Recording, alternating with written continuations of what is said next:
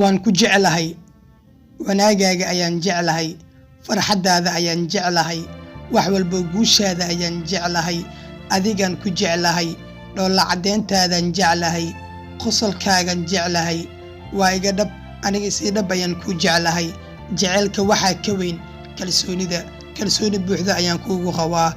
inaad noqon doonto qofkan ku haminayay farxadda dhabta ah waxay ka timaadaa qalbiga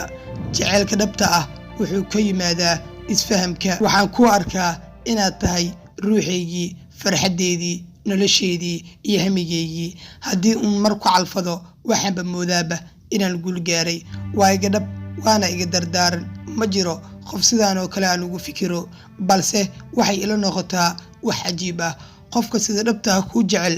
waa midka mar walba kaaga sheekeeyo farxadiisa kuma dhahayo wax walibo waan ku awoodaa kuma dhahayo wax walibo waan ku siin karaa balse farxad waad iga helaysaa